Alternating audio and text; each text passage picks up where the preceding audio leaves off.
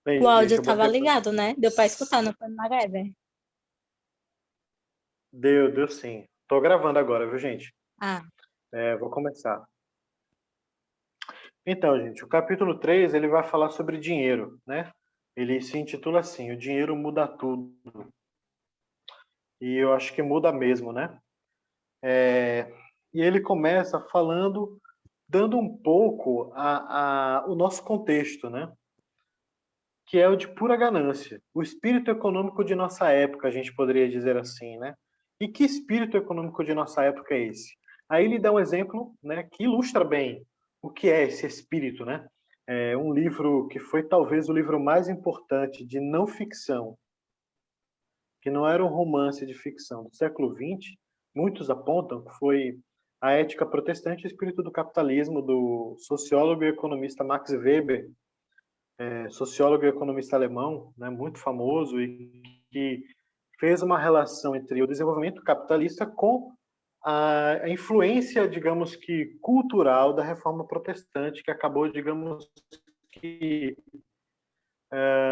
facilitando, né, a existência de um novo sistema econômico em alguns países da Europa.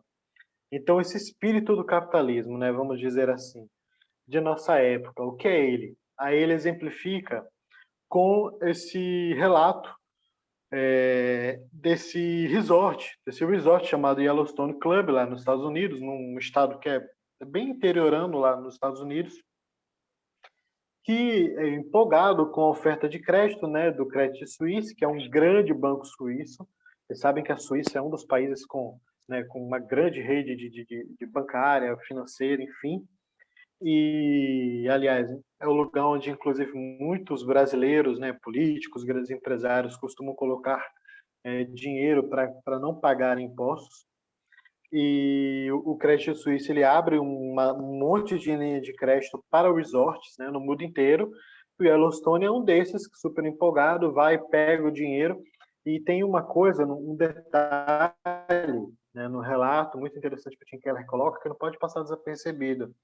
O dono do resort, ele pega quase todo o dinheiro e coloca na conta pessoal, que o contrato permitia. E aí é estranho, né? Porque você pega um recurso que seria para investir num empreendimento e boa parte dele, na verdade, vai para a conta pessoal, né? Não necessariamente para a conta da empresa, né? Esse, inclusive, é um dos princípios sobre gestão, né? Gestão financeira, gestão de empresa, um dos primeiros que, inclusive, geralmente se dá, que é de aprenda que o dinheiro da empresa é diferente do dinheiro, do seu dinheiro, né? De quem é dono da empresa, mesmo que ele seja um microempresário, um pequeno empresário, um microempreendedor individual, tem que aprender a separar as contas, né? A separar o dinheiro da empresa do dinheiro dele. E esse dono, né, que já era milionário desse resort, ele faz isso. O que acontece, ele faz empreendimento e tal, mas um monte de gente vai ser empregada, é um grande empreendimento, muito provavelmente uma cidade pequena, né, uma estação de esqui para gente milionária, ali nas montanhas rochosas lá dos Estados Unidos. E só que essa má gestão, né, porque muito provavelmente um homem que embolsa quase todo o empréstimo que ele ainda teria que pagar, ele contraiu uma dívida e ele embolsa parte desse dinheiro, não parece que é alguém que vai gerir muito bem a empresa, o resort. O que acontece, ele quebra, né, o resort quebra e aí a dívida vai ter que ser executada e o Credit Suisse, né, decide vender e na venda decide demitir os trabalhadores, né? E aí o Tim Keller relata que o juiz da causa diz não, senhor. Ele coloca um freio nisso e diz que o Credit Suisse não poderia fazer isso, ou seja, os donos do empreendimento, por conta daquilo que a gente chama de sociedades de responsabilidade limitada, e sociedades anônimas, eles não são responsabilizados pela falência da empresa, né? Quando a empresa fale, quando ela falha ali, eles não necessariamente falem juntos, né? Quem fala é a empresa é uma massa falida, é devolvida para o Credit Suisse e eles continuam de boa, né? Sem nenhum prejuízo. O Credit Suisse também não, porque ia vender, ia tentar reaver pelo menos parte daquilo que eles emprestaram. Quem é que ia arcar realmente com os custos sociais da falência desse resort? Os trabalhadores daquela pequena cidade de Montana. Os garçons, ascensoristas, jardineiros, né, atendentes, né, os camareiros, essas pessoas que seriam prejudicadas. Então, o que é que o juiz faz? O juiz decide em favor delas, né? Decide em favor delas, e aí o resort é passado para outros investidores para que ele fosse mantido aberto e os postos de emprego fossem preservados. Então, com essa história, ele ilustra bem qual é o espírito do capitalismo do nosso tempo, né? O espírito econômico do nosso tempo. Que é um espírito cheio de quê? De ganância, a cultura da ganância, do predatismo, né? De uma voracidade financeira, uma voracidade por dinheiro predatória, orgulho, né? Muita avareza, vaidade, né? Um senso de autossuficiência, de consumismo, né? Ele é um sistema econômico realmente muito perverso, né? A forma como ele se manifesta hoje. Eu sou formado em economia, então esse aqui é meu objeto de estudo profissional, né? E então eu lido com isso todos os dias e também porque eu estudo a parte do trabalho, eu estudo, faço pesquisa e pesquiso sobre isso, gente. Então esse volta e meia eu vou fazer algumas referências com relação a isso, tá? E esse momento histórico que a gente fala, a gente chama de capitalismo financeiro. Por quê? Porque qual é a grande lógica do momento presente? É de que não importa se você produz ou não. O que importa é ganhar dinheiro. Então é a era da especulação. Quem são as pessoas que mais ganham dinheiro no mundo hoje? São as que produzem alguma coisa? Donos de grandes indústrias que produzem alguma coisa? Não necessariamente, né? Você ainda tem alguns, como é o caso do Bill Gates, por exemplo, que é dono da Microsoft, que oferece uma gama de produtos na área de tecnologia da informação, né? Mas nem todos, né? Não sei se alguém aqui já ouviu falar em Warren Buffett, por exemplo. Ele é um investidor. Ele não necessariamente possui uma indústria, né? Ele investe em várias indústrias, ele investe em ações. E muitas pessoas ganham dinheiro assim. Outras, inclusive, ganham dinheiro especulando, ou seja, não é apenas comprando ações e recebendo dividendos, mas é de especulando, né? Tentando ganhar dinheiro num curto prazo, o máximo de dinheiro que puder.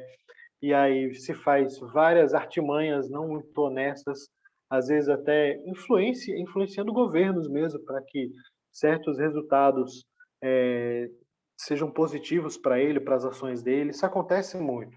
Esse é o espírito do nosso tempo, e é um espírito muito problemático e que denuncia de fato que o dinheiro na nossa sociedade, ele é muito mais do que apenas um meio de pagamentos, né? Quando a gente estuda economia, o que é moeda?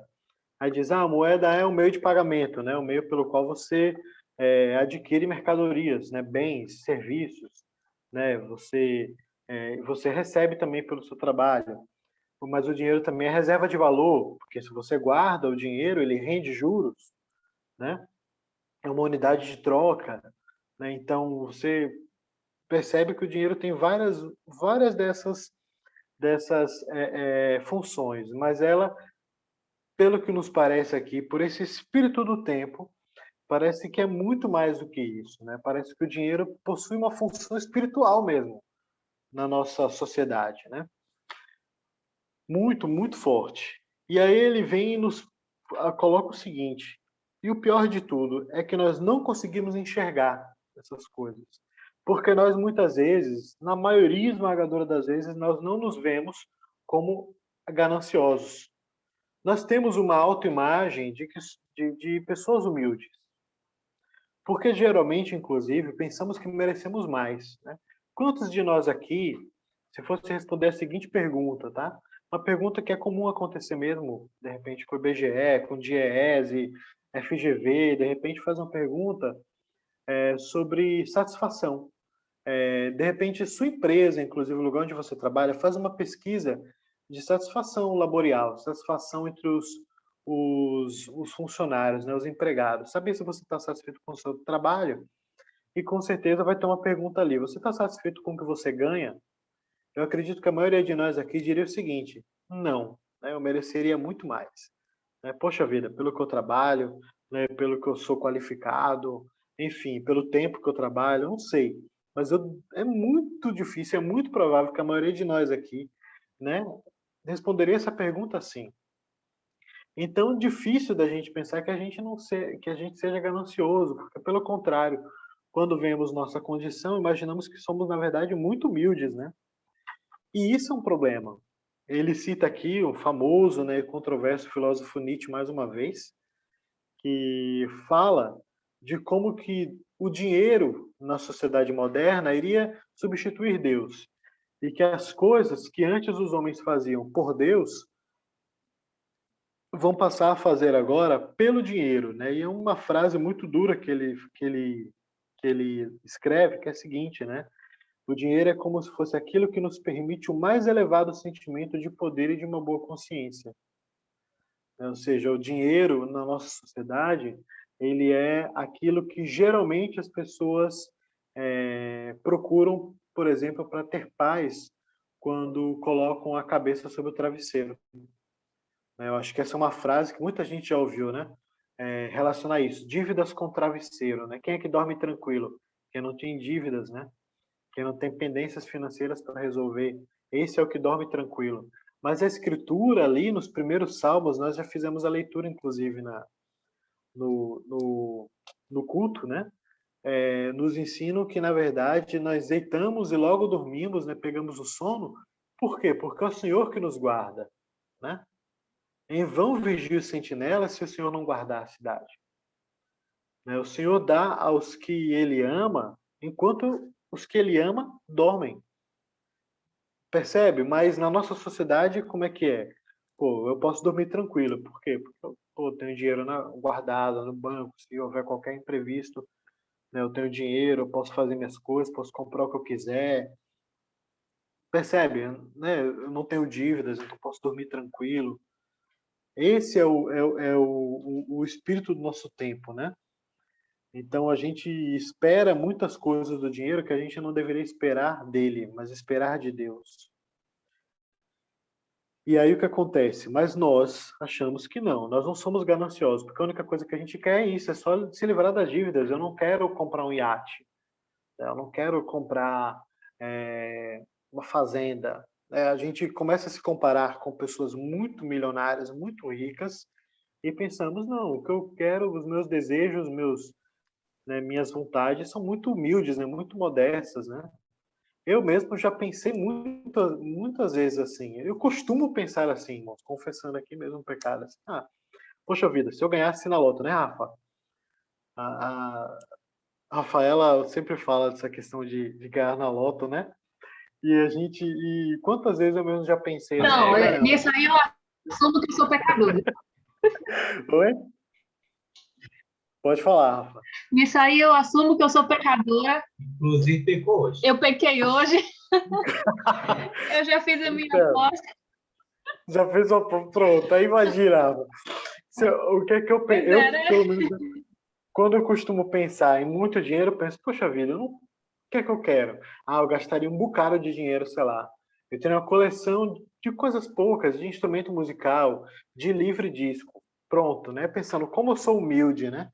Tipo, como que outras pessoas gastariam com iates, né? Com jatinhos. Às vezes eu penso, eu olho assim, tipo, sei lá, artistas, pregadores da palavra, né? Tem muitos, né, que gastam com jatinhos, com relógios caros, e penso, meu Deus, que desperdício, ele podia comprar esse jatinho todo, sei lá, em livro, né? Sei lá. Pois é, Rafa. Vamos, quem sabe, né? Se vocês ganharem. Mas é isso, gente. O que é que nos move, inclusive, a participar de uma loteria, né? Essas coisinhas a gente tem que perscrutar, né? Tem que tomar atenção, porque de fato nós somos, se ganhar na Mega, tem um churrasco todo fim de semana, né? Tem uma estatística, viu, Rafa, muito ruim. contra quem ganha prêmios na loteria, grandes prêmios. No geral, né, essas pessoas, isso é pesquisa, tá? Costumam encurtar a sua expectativa de vida. Ou seja, elas podem morrer num espaço de tempo muito menor do que o que elas teriam de vida, em expectativa, tá? Não é certeza, claro. Se não tivessem ganhado. Tipo, vivem cerca de 2, 3, 4, 5 anos a mais só, depois de vencer na loto. Então, isso não é necessariamente... Tem esse lado ruim, né? As pessoas... Parece que há uma correlação entre ganhar na loto e morrer mais cedo. Então, parece que tem alguns problemas que a gente tem que verificar. E depois eu procuro, estudo e mando. Morrer para mim é lucro, é verdade. Mas é isso, gente. Quem aqui se enxerga ganancioso? Quase nenhum de nós, irmão. Por quê? Porque Mamon, que é o dinheiro na condição de Deus, né? Como o Senhor fala, você não pode servir a Deus e a Mamon, né? Ou seja, as riquezas. Mamon era um ídolo ligado à prosperidade, fertilidade ali daquela região de Canaã, aquela região ali dos cananeus. E o que é que Mamon faz? Ele cega o nosso entendimento, né? Ele cega fazendo o quê? Utilizando as dinâmicas psicológicas e sociológicas que nos rodeiam. Eles nos cegam como? Na nossa bolha, né? Todos nós vivemos numa bolha social, inevitavelmente, né? Uns transitam em outras bolhas mais do que outros, mas no geral nós temos uma bolha, né? E uma média dessa bolha, de como essas pessoas vivem. E geralmente nos comparamos com elas. Nós não nos comparamos com o mundo inteiro. Por exemplo, se você comparar seu nível de renda per capita, né? Seu nível de renda pessoal, para o nível de renda do mundo, você vai perceber, você que eu digo, cada um de vocês que estão aqui especificamente nessa live, né, nesse estudo, vocês serão mais ricos do que a média da população mundial. Podem ter certeza. Mas serão muito mais ricos. Tem acesso a bens e serviços que boa parte da população mundial não tem. A começar com água potável, com esgoto tratado, né, com energia elétrica. Aí piora, internet, né, telefonia celular, eletroeletrônicos, eletrodomésticos básicos. Estamos só no nível do consumo. Aí vem o nível da educação, né? A maioria aqui, por exemplo, dos que estão aqui comigo, tem ensino superior. Percebe? E aí vamos agora para a renda efetivamente. E a gente também vai perceber que a renda per capita mundo, para essa bolha aqui onde nós estamos, ela é bem suficiente. Mas nós não nos comparamos com todo mundo, com esse agregado do mundo inteiro. Nós nos comparamos com a nossa bolha. Nós nos comparamos com nossos colegas de trabalho, que geralmente estão ali mais ou menos no mesmo salário que nós. Aí a gente vai para a garagem, né, vai pegar nosso carro e ver o carro do colega e ver, caramba, o carro do colega é mais novo. E aí me impulsiona a querer trocar de carro também. Mesmo sem poder, mesmo arriscando entrar no financiamento, né? Que eu não deveria, que eu não poderia, que eu não teria perna, mas, poxa, eu preciso trocar para um carro zero. Eu nunca tive um carro zero, eu já tenho idade para ter um carro zero, cara. A gente não usa esses argumentos oralmente, mas na nossa cabeça estão. A gente pensa neles. Pensa no nosso colega do trabalho que chegou com um carro mais novo. A gente pensa nos irmãos da igreja que fizeram viagem para o exterior, por exemplo.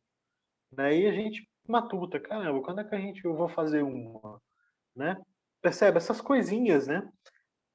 Se compara com as roupas, percebe? Essas comparações, elas são uma grande armadilha de Mamon para nos encalacrar, né? E quando a gente se percebe, começar a perceber isso, né? Esses pequenos gatilhos, a gente vai perceber o quanto que no fundo a gente é ganancioso, porque essa ganância, ela é inversamente proporcional. Desculpa aí a linguagem de economês, tá? Mas ela é inversamente proporcional ao sentimento de gratidão e contentamento com as coisas que Deus te dá. Ela é inversamente proporcional. Quanto mais gananciosos somos, né, mais sentimos falta das coisas que não temos e julgamos que merecíamos ter. né, menos gratos e menos contentes nós somos com as coisas que temos, com as coisas que Deus já nos deu. Eu não estou aqui negando, gente, a realidade de longe, assim. Eu sou muito pelo contrário. Eu sou, por formação, muito preocupado com a questão da pobreza, desigualdade, assim, minha área de pesquisa, digamos assim, desenvolvimento econômico, a justiça social, essas coisas. Mas a realidade é que ganância e contentamento e gratidão a Deus não combinam. Então, mesmo entendendo que há, de fato, realidades nas quais há necessidades relacionadas à dignidade humana que realmente existem, né? Mas pensa na sua bolha, pensa na sua realidade, né? Eu estou falando aqui com uma bolha que não é essa maioria que eu falei da população mundial que sofre de algumas carências. E que, curioso, né? Mesmo essas pessoas tendo necessidades legítimas, né, do ponto de vista da dignidade humana, a elas também é chamado, né, viver em contentamento. Imagine, quanto mais aqueles que têm acesso a muitos bens e serviços, né, que nós julgamos como básicos, ou mais, ou que têm acesso a bens e serviços que superabundam o básico, né? Tipo, você tem condição, se não fosse um período de pandemia, né, de ir num cinema, por exemplo, né, de fazer uma viagem por curta que seja, cara, por um litoral aqui de Sergipe mesmo, ou de Alagoas, né? A menor coisa, o menor coisinha que seja, a oportunidade que você tem de poder comer uma vez por semana uma comida de fora de casa, pedir uma comida no iFood. Você já tem muito mais do que a média da população, tenha certeza. Mas o que acontece? Mamão cega o nosso entendimento, né? E o que, na verdade, nós sentimos é apenas necessidade das coisas que nós julgamos não ter e que mereceríamos, né? Então, cuidado com as comparações, né? Cuidado com ficar enxergando só sua bolha. É por isso que vale a pena a gente sair da nossa bolha um pouco, né? Por isso que igreja, gente, quanto mais diversa de pessoas, de idades, de classes sociais, melhor. Por quê? Porque aí a gente vai percebendo que o mundo é mais complexo do que o que o nosso recorte supõe ser, né? E há muito mais desafios do ponto de vista de ser cristão, de ser igreja, do que o que nós supomos que deve existir. Então, quanto mais diversa a igreja, melhor, cara. Quanto mais, né? Vai ser muito mais interessante, né? Quanto menos bolhas, ou seja, quanto mais as nossas pequenas panelas de afinidade na igreja tiverem tampa aberta para que outras pessoas entrem com realidades de vida diferentes, muito melhor. Porque essa troca, né, vai nos fazer perceber, inclusive, essas coisas, né? O quanto que somos gananciosos, o quanto que somos pouco gratos e pouco contentes, por exemplo, com as coisas que Deus já nos abençoa. Aí ele dá o exemplo aqui da própria sociedade americana, que ele diz, né, que a maioria esmagadora dos americanos se entendem como classe média. Mas o que é uma classe média nos Estados Unidos? Alguém aqui já parou para pensar o que é uma casa de classe média nos Estados Unidos? O que é um salário de classe média nos Estados Unidos? Gente, em média, no ano passado, pelo menos, em média, tá? Nenhum americano costuma trabalhar por um salário mínimo, né? E o salário mínimo lá é por hora, ou é semanal, né? Mas o salário mínimo mensal, ele, até ano passado, me lembro, era algo em torno de 8 mil dólares, mais ou menos, né? Isso é uma base, não existe um salário mínimo oficial nos Estados Unidos, mas é um consenso, digamos assim, né? Alguns estados possuem salário mínimo oficial, outros não, mas basicamente em muitos lugares você vai achar essa como uma base. 8 mil dólares, gente, convertendo em reais, né, dá algo em torno de quê? De 50 mil reais, mais ou menos. Né? É um, é um salário muito bom no Brasil, não é?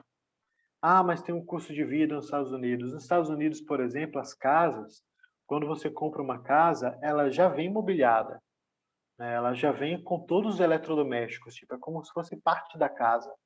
Eles não concebem a ideia de você comprar uma casa só ter um quarto, por exemplo, né? Um apartamento de 40 e poucos, 40, 38 metros quadrados, com um quarto, um banheiro, né? Uma cozinha conjugada. Não é muito a realidade de uma classe média nos Estados Unidos. A gente pobre lá, muito, inclusive, tem aumentado. Mas, mesmo os pobres lá, se fossem comparados no Brasil, seriam classe média. E ele fala sobre isso. Olha, os americanos se veem assim, mas o resto do mundo não está cego para isso. E qualquer pessoa estrangeira que pise os pés nos Estados Unidos vai ficar escandalizado com o nível de vida, com o padrão de consumo, com as coisas que os americanos acham que não podem viver sem. Por exemplo, sem lava-louça. Uma casa sem lava-louça, gente, é inconcebível nos Estados Unidos. Tipo, é mínimo, é básico, né? Eu nunca vi uma na minha frente, irmãos. Um lava-louças. Então, isso acontece, né? Carro, né? Como a maioria das cidades americanas não são preparadas para transporte coletivo, né? Tirando Nova York, as demais são cidades para carro. Viver sem carro é inconcebível, né? Percebe? Então, a gente vive nessa bolha e acha que aquela é a média e que pelo fato de muitas vezes já estarmos ali, queremos passar para outro nível, começamos então a, a se encher de ganância, né? E o pior de tudo é que a maior parte das advertências que o Senhor Jesus fez nos evangelhos, né, que são relatadas nos evangelhos, por exemplo, elas não estão relacionadas à impureza sexual. Só para a gente comparar com um tipo de pecado que chama muito a nossa atenção, não por acaso. A gente sabe que pecados sexuais, né, são um grande escândalo, são sérios, é verdade, de todo tipo de ordem, né? Adultério, fornicação, abuso, homossexualidade, seja o que for, tá? São pecados sérios, mas é muito eloquente que boa parte, né, a maior parte das advertências do Senhor com relação a essas às tentações não sejam, por exemplo, de ordem de impureza sexual, que no nosso julgamento muitas vezes ganham a proeminência, né, de um pecado contra os quais a gente precisa vigiar muito. E tem que vigiar, tá? Não é que uma coisa anula a outra. Não estou falando isso. Estou falando isso já para me defender, né, de qualquer mal entendido. Mas é que essa mesma preocupação grande com a impureza sexual deveria ter uma preocupação igual ou maior com relação à ganância, com relação ao amor ao dinheiro. Porque isso, inclusive, está muito mais presente nos evangelhos, não por acaso. Então, não esteja certo de que você não é uma pessoa gananciosa, porque muito provavelmente você é. Nós somos aqui muito mais gananciosos do que o que nós imaginamos. O dinheiro ele tem um poder sedutor, né? Os ídolos, né? A gente sempre fala, né? Ah, Satanás se apresenta como um anjo de luz, né? Coisas nesse sentido. Eu não sei se isso tem respaldo bíblico. Que eu me lembre, não. Mas a realidade é que, de fato, as tentações e os ídolos, eles não se apresentam feios, né? Mas bonitos, de maneira muito sedutora mesmo. Para que a gente caia, né? Para que a gente fique cego.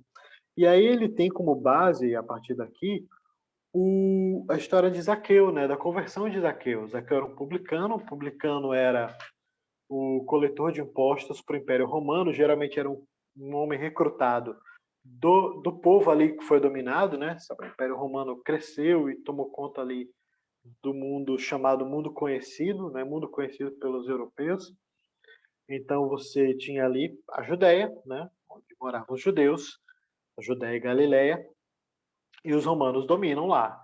E para coletar impostos para os romanos, eles recrutavam alguns judeus ali mais espertos, né, que fossem bons ali com matemática, com contabilidade, e que também estivessem dispostos a trabalhar para eles, né? Imagine você ser cooptado para ser gerente do tráfico. É mais ou menos a mesma coisa. O sentimento que alguém tinha, assim, tipo, imagina o sentimento que a família de Mateus deve ter tido quando Mateus decide trabalhar para os romanos. Deveria ser o mesmo sentimento de alguém que descobre que o seu filho jovem vai trabalhar como gerente para o tráfico. Mais ou menos a mesma coisa mesmo, o peso da gravidade, da desonra, da traição, da tristeza, era esse. Né? Você tinha essa realidade. Por quê? Porque o coletor de impostos, ele primeiro trabalhava para o povo invasor, né? Para o opressor, que era o Império Romano. Imagine, os judeus, eles tinham todo o orgulho nacional e a questão das promessas e que eles entendiam que era uma situação absurda. Os romanos até tentavam respeitar, mas nem sempre respeitavam as questões particulares da religião. Então já não era bom por isso. E para piorar, além deles serem, no caso, judeus cobrando impostos dos judeus em nome dos romanos, né, trabalhando para o seu opressor, tipo uma síndrome de Estocolmo, não sei se vocês já ouviram falar, que é, digamos que quando um sequestrado, por exemplo, sente bons sentimentos, afeições pelo seu sequestrador. É mais ou menos isso, só que essa relação aqui não era uma relação meramente afetiva, mas uma relação de interesses. Por quê? Porque isso aqui, de alguma maneira, nós podemos dizer, os homens que aceitavam a coletoria de impostos eram homens que tinham preço. Né? E o preço era esse, olha, você vai ser coletado por um valor tal, esse é o valor X, é o seu dinheiro, e eu preciso, por exemplo, que você cobre 10% de imposto, né, das pessoas, mensalmente, semanalmente, não lembro qual era a frequência, e sobre esse valor aqui você pode colocar percentual, por exemplo, você cobra 15, 5% é seu, 10% é nosso, é do Império Romano. Ou você cobra 30 e 20% é seu. O que o Império Romano queria era os 10% que foi combinado. Né? Aquele valor ali que eles tinham mais ou menos ali uma expectativa de receber. Então, o que é que os publicanos faziam? Geralmente eles aumentavam essas alíquotas, né? Eram, na verdade, percentuais muito maiores que eles cobravam das pessoas, porque o seu lucro estava nessa diferença. Né? É mais ou menos o que os bancos fazem, gente, com a gente, certo? Não sei quantos aqui já ouviram falar em spread bancário. Spread é isso, essa diferença entre o dinheiro que o banco capta quando nós colocamos em poupança, em CDB, né, com o que ele empresta, porque ele pega esse nosso dinheiro a um preço. Qual o preço? O rendimento da poupança, o rendimento do CDB, por exemplo. Pega esse dinheiro e empresta para alguém a juros muito maiores. Quem aqui já teve curiosidade, já tomou empréstimo com banco, sabe muito bem que bancos não são bons samaritanos, né? Quem aqui já financiou, por exemplo, um imóvel, um carro, deve saber muito bem que os juros muitas vezes te fazem comprar um carro e pagar por dois, pagar por 1,5 quando você tem muita sorte, né? Pagar por 3 carros, né? Perder uma nota ali, no quê? No spread bancário. Era mais ou menos isso, só que era ilegal o que os publicanos faziam, certo? Hoje os bancos fazem de maneira, infelizmente, legal, né? Mas o que acontece? Por conta disso, eles eram odiados, né? Mas eram homens que tinham preço. Então, Isaqueu, gente, por ser chefe dos coletores de impostos, é bem provável, então, que ele tenha feito muita crueldade, muita extorsão. E era um homem muito rico mesmo, né? E o que nos demonstra isso é que o dinheiro seduziu, o dinheiro comprou Zaqueu, né? Comprou a dignidade dele, né? Ele, pelo dinheiro, por tudo aquilo que o dinheiro poderia promover, como conforto, segurança, né? Ele perdeu com credibilidade junto à sua família, com a sociedade, não frequentar a sinagoga, né? Não poder cultuar a Deus junto com seus irmãos judeus. Por quê? Porque ele é um publicano, ninguém quer saber desse traidor da pátria e ladrão. É um pecador. Essa palavra pecador, gente, no contexto judaico era muito pesada. Não era como muitas vezes a gente fala de maneira frívola, né? De maneira assim genérica. Não, era uma palavra muito pesada, eram pecadores. E ele então dá o seu preço, né? E isso é uma lógica muito forte nos nossos tempos também, a de achar que todo homem tem um preço, né? Ou seja, todo homem tem um limite ali no qual ele entrega a sua dignidade. É um ponto realmente a gente pensar, porque é aquilo que nos faz entregar nossa dignidade enquanto pessoa, porque muito provavelmente significa muito mais para nós, né? É provável que tenha para nós um status de ídolo mesmo. O dinheiro então se torna senhor, né? E a avareza, irmãos, ela é idolatria, como diz lá Colossenses 3:5 e Efésios 5:5 também, né?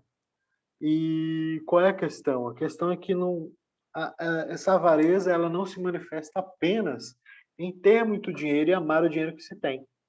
Isso é um ponto muito interessante, é onde a gente vê que não apenas pessoas ricas, muito ricas, que podem padecer de idolatria ao dinheiro, mas você pode ser pobre, você pode ser classe média e também sofrer de idolatria por dinheiro, né? De ser um servo de Mamon sem estar percebendo.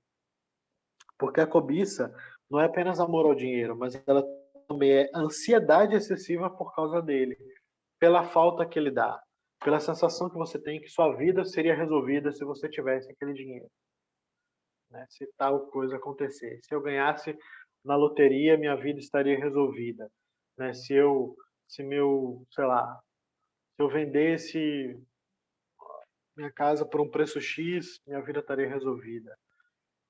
Ou se eu comprasse minha casa, comprasse um carro, né? Essa falta também demonstra ganância, demonstra cobiça, demonstra também idolatria, né? Como a gente viu com Lia com relação ao amor. Lia não tinha o amor do marido.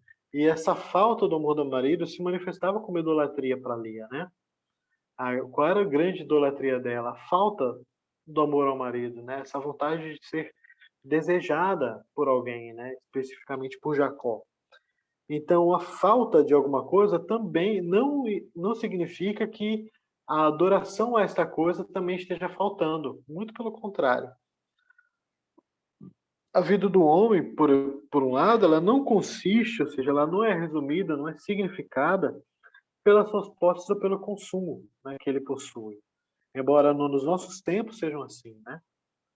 Nos nossos tempos, as pessoas geralmente são definidas não necessariamente pelo que são, né? Mas muito mais pelo que elas têm, né? Na própria sociedade americana mesmo, isso aqui no Brasil é bem menos comum, mas entre os americanos, por exemplo, é muito comum as pessoas conversarem sobre o quanto ganha. E assim, tipo, eles perguntam mesmo, né? Quanto você ganha, as coisas que você, seus hábitos de consumo de maneira muito aberta. É uma sociedade bastante voltada para o dinheiro, não é a única, claro, no Brasil também, mas é fato que, no geral, costumamos medir as pessoas com essa régua das posses, né? Isso não é um caminho bíblico para a gente fazer um julgamento das coisas, muito menos de pessoas. Há uma oposição, irmãos, direta entre Deus e as riquezas. A gente não pode negar isso, né?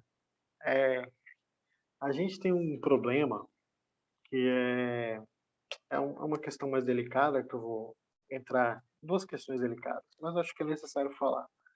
De tentar evitar certos assuntos, tentar fazer voltas no texto bíblico para não ficar com peixes, né? De má interpretação, de esse é o discurso de comunista, né? Quando, por exemplo, você se depara com textos como o de Lucas 16:13, né? Ninguém pode servir a dois senhores. Quem são os dois senhores? Deus ou as riquezas? Quando a gente se depara com o texto bíblico que é o do jovem rico, e que o Senhor diz, né? Vá, só lhe falta uma coisa, vende tudo que tens e me segue. E aí o jovem, né, porque tinha muitas riquezas e amava essas riquezas que possuía, ele fica muito triste e não segue Jesus, né? A resposta dele é o silêncio. E aí o que é que o Senhor fala, né? Que é mais fácil um camelo passar pelo buraco de uma agulha do que um rico entrar no reino dos céus. Não tem como a gente florear isso. Essa metáfora, ela é muito clara. O que é que ele quer dizer? Que é impossível, né? Que é realmente impossível. Por quê? Porque, no geral, né, o amor ao dinheiro é um sentimento presente nas pessoas que o possuem. Essa é a regra. Pode haver exceções. A própria Escritura dá exemplos, né, de homens ricos que não tinham amor ao dinheiro. Um exemplo, Barnabé. Né? Barnabé, o filho da consolação, ali companheiro de Paulo. Ele era um exemplo. Ele foi um homem rico que o dinheiro não possuía. a ponto dele doar tudo que tinha aos pés dos apóstolos para o cuidado da igreja e ele se tornar um missionário dependente, inclusive, dos próprios recursos da igreja. Mas essa é a regra. Então, essa oposição direta, a gente não pode negá-la com medo de acabar sendo taxado de não, isso é discurso de comunista. Não é, irmãos, não é. O cristianismo é muito mais velho do que qualquer ideologia política moderna, muito mais velho. Então, nós fazemos, por exemplo, críticas a um estilo de vida ganancioso e ambicioso há muito mais tempo. Né? Há críticas com relação a isso ali na lei. Né? No livro do Levítico, no livro do Êxodo, há críticas ferrenhas com relação a isso. E aí tem as duas manifestações, né, do amante do dinheiro. As duas manifestações. A manifestação do rico e do pobre. A do rico é o amor ao dinheiro, eu já falei. Né? Ele encontra no seu dinheiro significado. Se ele fica rico, ele perde o eu dele, a essência. Né? Ele deixa de ser quem ele é, porque ele é o que ele é por aquilo que ele tem, por aquilo que o dinheiro promove ele fazer. Né? E aí as coisas confundem, né? E aquela é a essência dele. Quando você já devem ter visto, sei lá, filmes, séries, novelas, né, de pessoas ricas que ficam pobres e como que elas parecem que se perdem, né? Não sabem mais quem são, como se comportar diante do mundo, diante das pessoas. Por quê? Porque lhes falta o dinheiro, que era o que dava significado para a vida. Isso é muito comum aos ricos. Aos pobres é comum a confiança no dinheiro, a de sonhar desejando tê-lo para ter segurança, achando que a sua segurança consiste em ganhar mais dinheiro. Né? Essa manifestação também pode ser presente nos ricos, também, claro, né? Mas ela também é presente nos pobres, ou seja, ninguém escapa. Um exemplo disso, né, pegando aí de novo a carona na questão da loto, viu, Rafa? Eu mesmo, assim, ele fala isso aqui, eu falei, caramba, isso é verdade. Quantas vezes a gente não já sonhou acordado pensando, caramba, se eu tivesse tanto dinheiro assim, o que é que eu faria nessa pandemia? Ah, eu compraria, sei lá, uma fazenda, uma casa, botaria todo mundo lá dentro, né? Meus amigos, meus irmãos, a família, todo mundo lá dentro. A gente faria um isolamento ali, a gente, né, teria dinheiro necessário para ser suprido de tudo e não teria problemas. A gente começa a fantasiar coisas na cabeça, né? Ah, se eu tivesse dinheiro, eu viajaria para tal lugar, todas as férias faria assim, faria assado. Ô, Magalho, Eu largaria o emprego. ô, Oi, Magalho, eu tinha o costume de diga, todo pode começo, falar. todo final de ano, né, fazer aquela aposta do Mega da Virada. Aí eu já fazia os Sim, planos do ano seguinte, contando com o dinheiro da Mega da Virada. O ruim é pô, quando isso é que é chegava no fé, hein? dia, o ruim é quando chegava na hora do sorteio, eu nunca ganhava. Aí tinha que refazer os Aí você tem planos. que refazer os planos, ó, É, no, é no, dose, viu? com pouco tempo, né? Pois é dose. Mas aí fica a pergunta, com que você sonha acordado? Já parou para pensar nisso? E que com que você sonha acordado? Isso denuncia muito que tipo de desejo o seu coração tem, seu coração alimenta, né? Pensa nisso depois. Caramba, o que me faz sonhar acordado? Ficar imaginando, fantasiando, né? Pode até não ser dinheiro, pode ser outra coisa, mas pode ser outra coisa que também denuncia aí, talvez uma idolatria escondida, né? Alguma coisa que a gente precisa tratar. Mas há uma saída, né? Há uma saída para essa realidade, né? E a saída é essa, é que quando Deus se torna o centro da vida, o dinheiro então ele é destronado e ele é rebaixado. A quê? A condição de dinheiro, né? Esse é o grande problema do período presente, né? A gente está num estágio na história em que dinheiro, riquezas é mais importante que pessoas, por exemplo. E para ele tomar o lugar de Deus, é muito fácil, muito fácil. É muito fácil. E não por acaso que essas duas coisas andam juntas. A gente, por exemplo, Ah, quando houve a crise de 2008, que é inclusive o contexto desse livro aqui, Deuses Falsos, ele é um livro escrito no período da crise de 2008. Nós aqui no Brasil nós não sentimos, né? Nós sentimos mais efeitos de crise econômica depois, a partir de 2014, já é uma crise mais doméstica, mas em 2008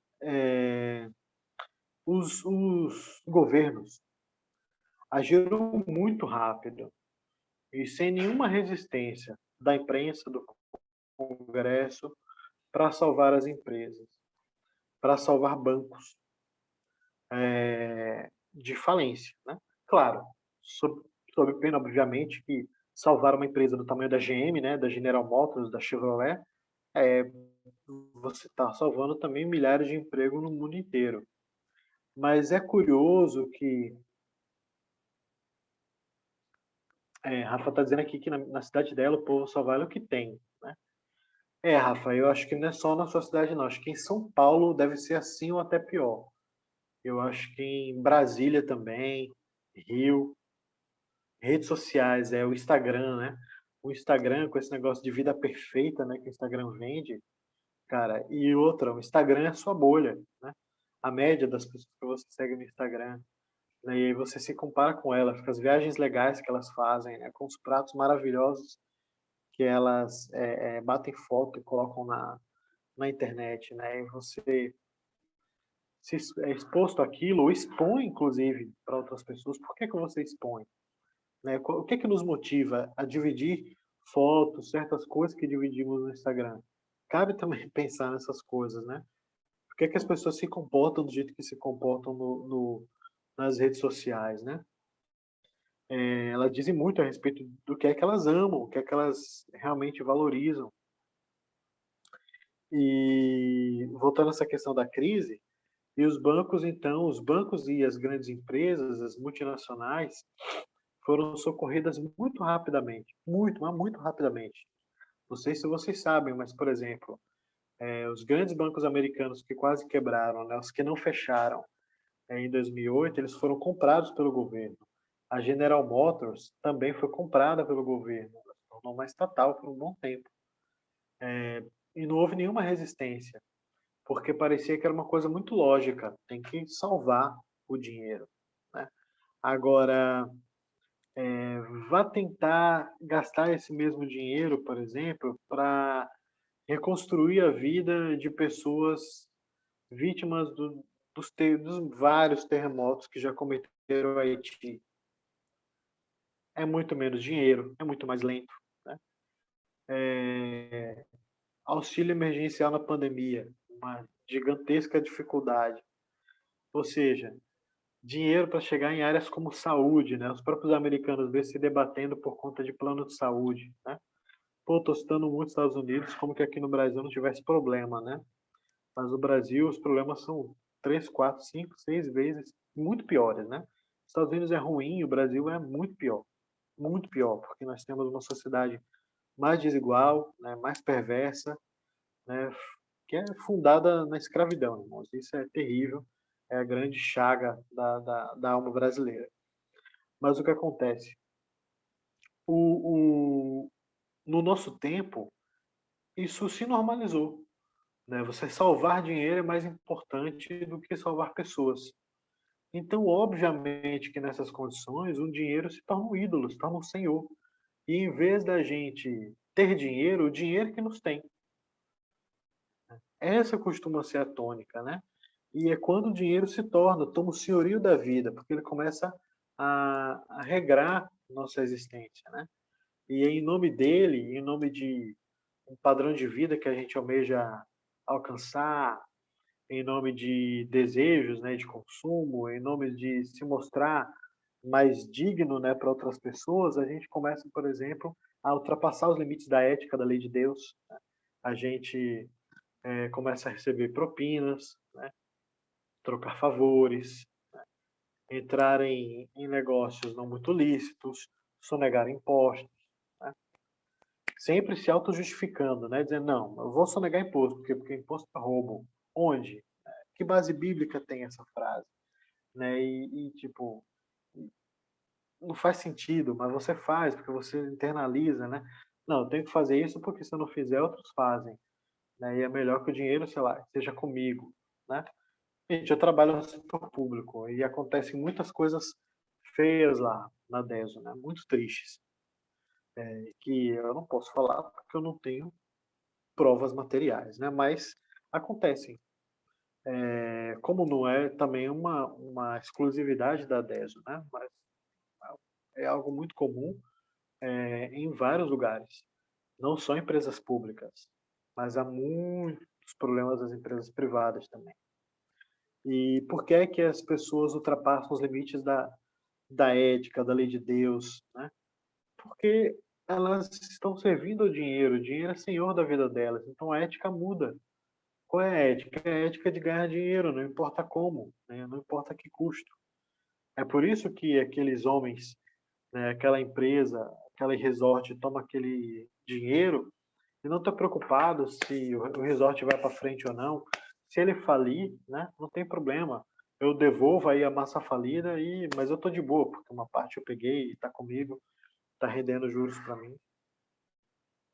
O resto que dependia daquilo é que paciência. Né? É por conta disso que a gente vive no mundo em que a gente vive. É um mundo realmente muito complicado, muito perverso. Mas há uma saída, né, na nossa vida. Essa saída, irmãos, é a graça. É a graça de Deus. E ela começa a agir na vida do próprio Zaqueu, porque Zaqueu é um homem que está desesperado por ver Jesus. Por que que a gente pode tomar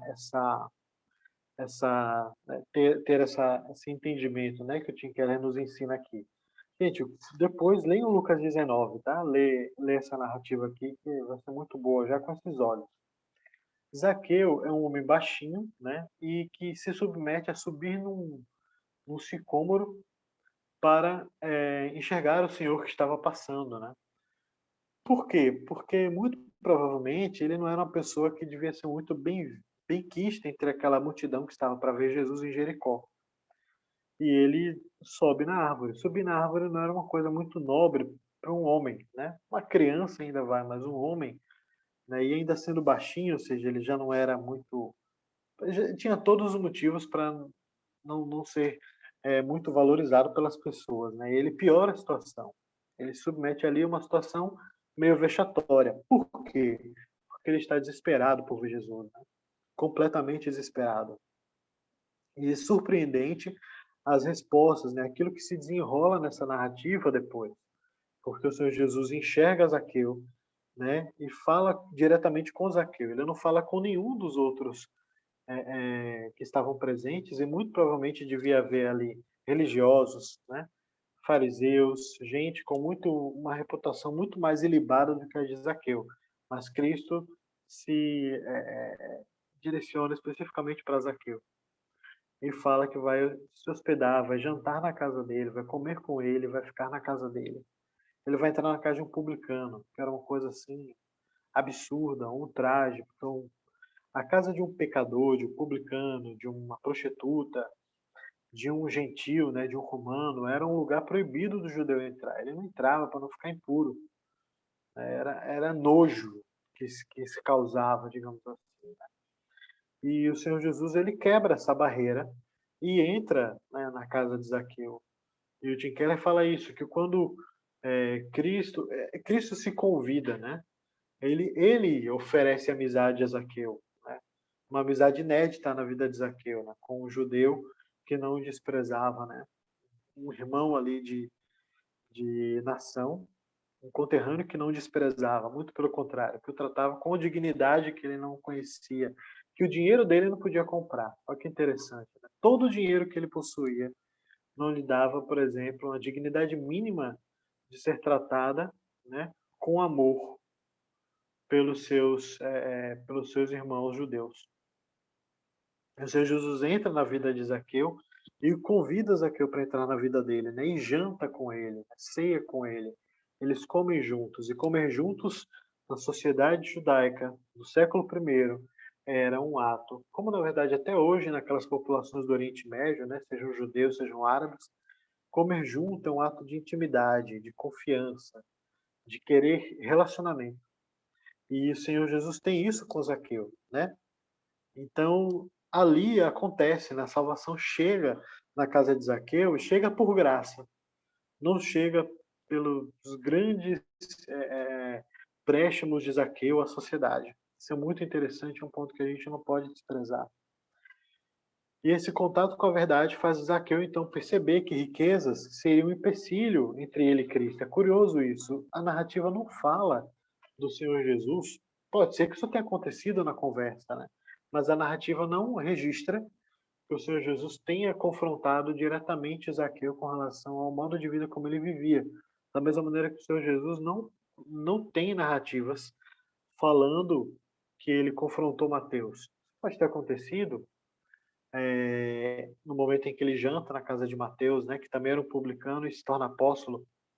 Mas o fato é que ele apenas diz segue-me, né? E Mateus deixa a coletoria, repare, ele deixa a coletoria, ele não segue Jesus e continua publicano, porque não combina. Aqui Zaqueu é a mesma coisa. Zaqueu percebe que é um empecilho entre ser o rico publicano, chefe dos publicanos, e ser seguidor de Jesus. Não dá para ser as duas coisas, porque não dá para servir a dois senhores. Então, o que é que ele faz? Ele começa a falar, né, o que ele vai fazer. Esses são os frutos de conversão dele, né? Ele não faz isso para ser salvo, ele começa a falar as coisas que vai fazer porque foi salvo. Ele excede a lei. A lei falava o quê? Ele falava de dízimo, né, que é a 10ª parte.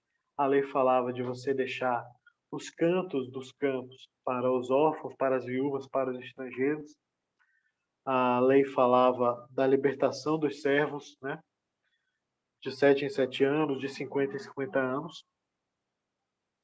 Mas ele excede, né? Ele excede isso. E ele diz que vai restituir aos pobres, dando 50% daquilo que tinha aos pobres. Né? Como uma devolução, como se não bastasse, o que é que ele faz? Ele pega e diz, olha, eu vou devolver 4 vezes mais aquilo que eu defraudei das outras pessoas. Ou seja, se eu defraudei alguém, ou seja, de cada um daqueles que eu cobrei imposto a mais do que o que os romanos estavam cobrando, eu vou devolver 4 vezes mais. Né? Eu não sei, irmãos, o que pode ter acontecido com a riqueza de Zaqueu, se com isso ele não acabou com, né? 50% ele deu para os pobres, os outros 50% ele resolveu fazer justiça, né? Com aqueles que ele defraudou ao longo da sua vida antes da salvação. Mas é muito interessante a gente pensar isso, a gente não deve desprezar. A primeira é de que, gente, se nós temos mais revelação do que o povo do Antigo Testamento, porque nós temos a Cristo, né? O povo do Antigo Testamento tinha a revelação em parte, nós temos a revelação completa. De quem é que o Senhor, digamos que esperaria mais generosidade? Dos crentes do passado ou de nós, que temos o testemunho do próprio Cristo que se fez pobre por conta de nós, né, no nosso lugar?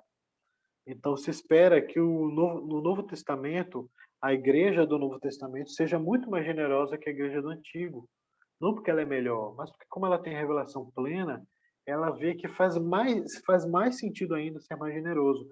É por isso que no Novo Testamento não há uma estipulação de percentual para dízimo, né? Não é porque dízimo e oferta não era uma realidade presente dentro da igreja do Novo Testamento. Ela era, mas ela era um básico. Ela era o básico. Por quê?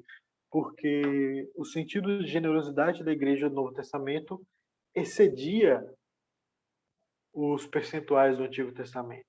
Né? Excedia o cumprimento da lei. Era muito maior que a lei.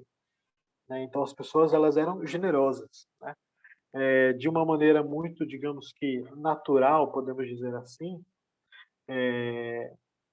pelo menos no início ali, né? No iníciozinho ali da igreja em Jerusalém, você tem um povo que no meio deles não há necessidade algum. Por quê? Por conta da generosidade de todos eles, né? Por conta deles viverem de tal jeito que as necessidades de cada um são supridas, necessidades, né? Não as nossas fantasias, mas as nossas necessidades. Esse é um ponto. O segundo ponto é o de que a salvação, irmãos, nos leva a querer restituir também. A gente tem uma música bem famosa, né, que fala de restituição para o crente, né? Mas a salvação tem muito mais a ver com o crente restituindo aqueles de quem ele subtraiu, de quem ele defraudou, né? Alguém que, por exemplo, comete um crime e se converte, não pode usar a conversão como um atenuante do crime que cometeu. Muito pelo contrário. O que ele vai perceber é que, por ter cometido o crime, ele merece passar por punição, merece ser preso, merece ser condenado, cumprir a pena. Percebe? Porque a perspectiva dele muda, ele sabe que ele defraudou e precisa restituir. É isso que o Zaqueu faz, né? O Zaqueu restitui.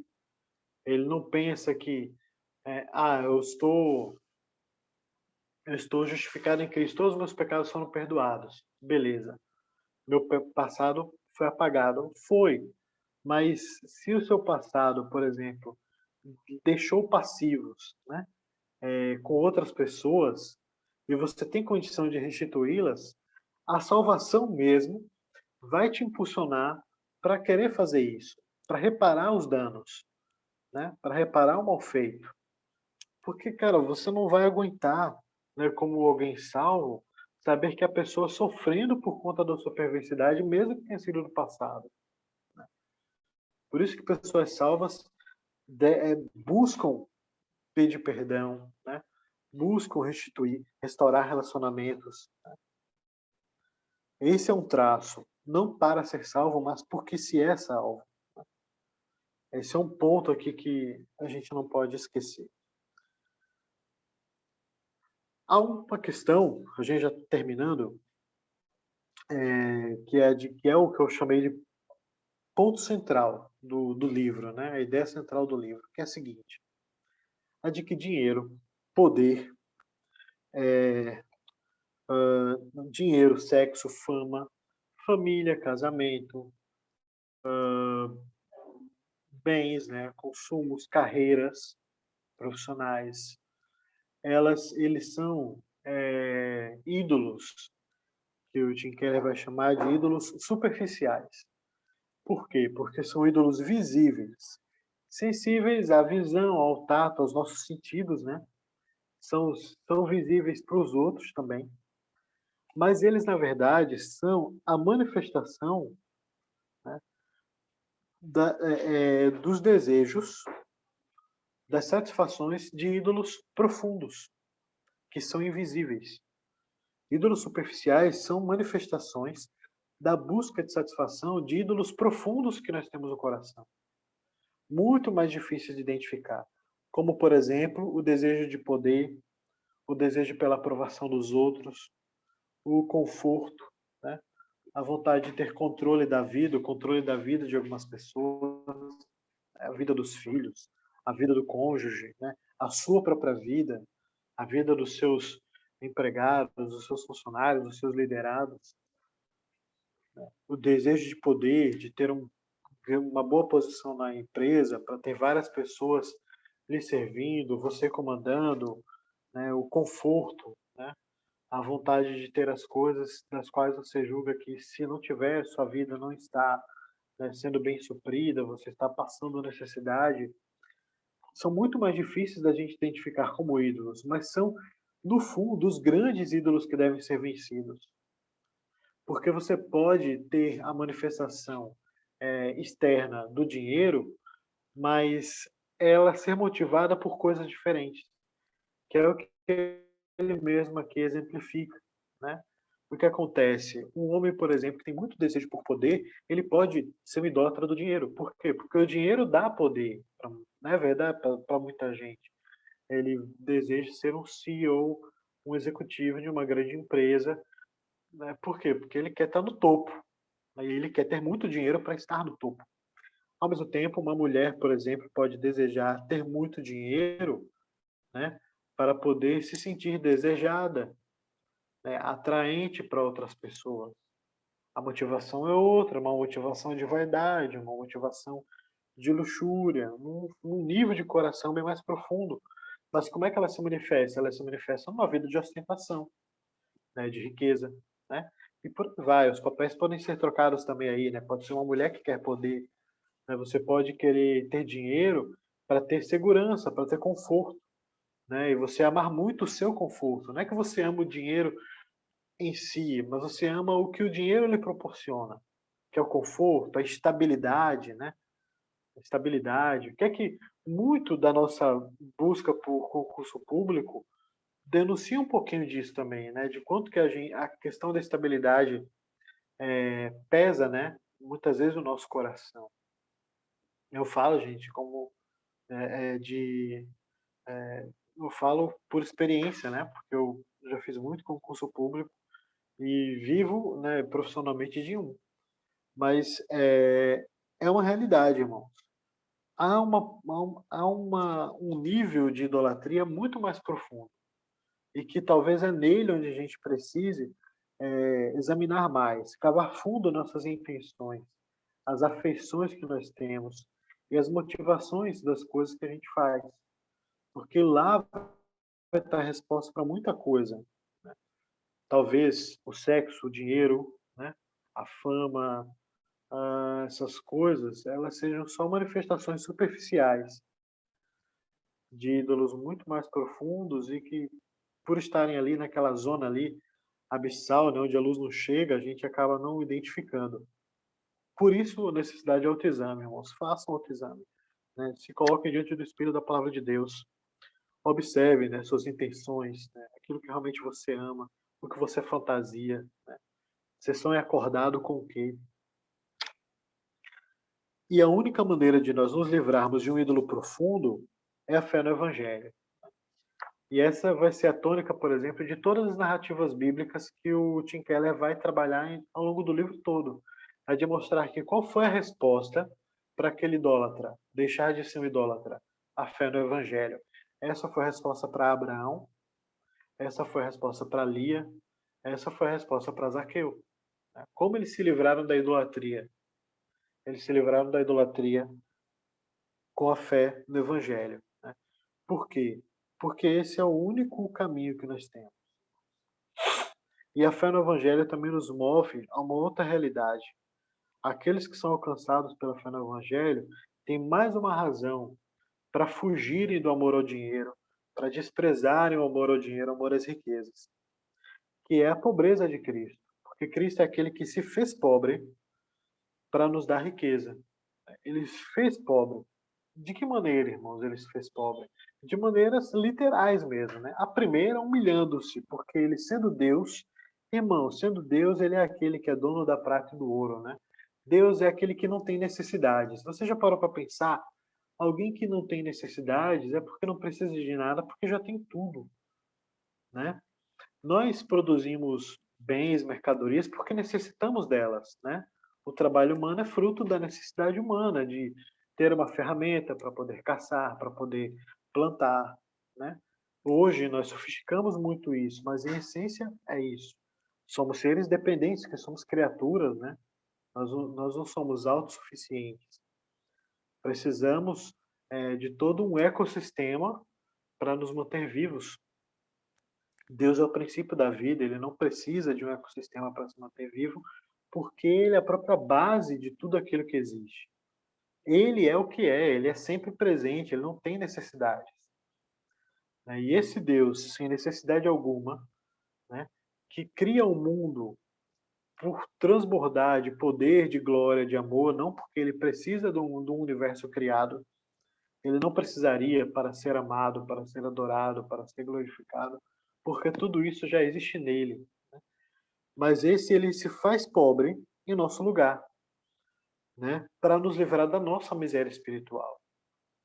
E ele se faz pobre não apenas porque ele se torna humano, limitado, mas também porque ele se torna pobre literalmente entre nós, porque ele nasce e é colocado numa manjedoura, porque não tinha um espaço adequado para ele na casa. Né? Nasce no seio de uma família humilde, a despeito da genealogia de José e de Maria ser ligada a Davi, naquele período, isso não significava nada. Né? Ou seja, eles eram de uma família muito pobre, muito humilde, que quando o Senhor Jesus é resgatado, né, pelo resgate dos primogênitos, José e Maria fazem o sacrifício no templo, o sacrifício deles são rolinhas, né? São aves. Por quê? Porque é sacrifício dos pobres, né? Eles não tinham dinheiro para matar um cordeiro, um cabrito, um bezerro. Então ele se faz pobre literalmente. Ele é aquele que no seu ministério diz que não tem onde reclinar a cabeça, né? Olha o padrão, né? Então vocês que são discípulos, se o seu mestre não tem onde reclinar a cabeça, do que a gente está reclamando? Hoje, nós, né? Do que é que nós reclamamos? Quando o Senhor mesmo diz isso, né? Então, a identificação de Deus com a pobreza, ela é fato, ela é real, não é papo de comunista, irmãos, é o padrão mesmo, né? Um padrão para nos mostrar que a gente não deve viver escravo exatamente dessas coisas, né?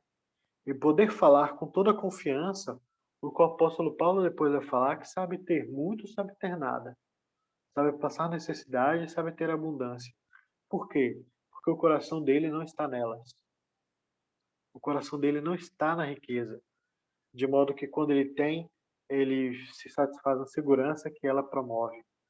Ou quando não tem, ele vive angustiado porque está sentindo falta delas. Ele vive em paz porque o coração dele está guardado em Deus. Né? Por quê? Porque ele sabe que Cristo se tornou pobre por causa dele. E aí nós temos um padrão de generosidade, que é o do próprio Cristo. Porque Cristo é aquele que mesmo em pobreza, mesmo sendo o que ele é, tornou-se pobre em nosso lugar. De que maneira, então, vocês acham que a igreja, né, o valioso tesouro de Deus, né, segundo Pedro 2,9, o apóstolo Pedro fala assim, como é que ela deve ser? Se não generosa como o seu Senhor, generosa como Jesus é, né? O contrário, irmãos, da generosidade em Cristo é a idolatria. Ou somos idólatras de mamon, ou somos generosos como Cristo, copiando o nosso Salvador, né? Procurando viver como Ele. E a única maneira da gente conseguir isso, irmãos, muito mais do que um esforço próprio, mais importante ainda, é um profundo entendimento de que isso tudo é demonstrado pela graça, né, na vida de Jesus e na cruz, né, dele. De que é na força dele, inclusive, que nós venceremos essas tentações dia após dia, nós alcançaremos contentamento, não apenas para ficarmos muito satisfeitos com as coisas que temos, de repente até com uma péssima motivação de pensar, meu Deus, se eu não tiver satisfeito com isso que eu tenho, é bem capaz até do Senhor levar até o pouquinho que eu tenho aqui. Aí não, tem que ser grato, que é para, né, Deus ver que eu sou grato. Né? Sou grato pelas coisas que Ele me dá, né? Então estou muito satisfeito com elas. Né? Mas, na verdade, a nossa motivação deveria ser a de sermos gratos, né? Por saber que o Senhor nos supre em todas as coisas, que nós temos muito mais, inclusive, do que o que precisamos, porque o que temos também temos para sermos generosos com os outros. Né? Porque nós podemos, dentro das nossas capacidades, nós podemos ajudar alguém, socorrer alguém, né? Abençoar outras pessoas. Né? É uma questão mesmo de imitar a Cristo. Né?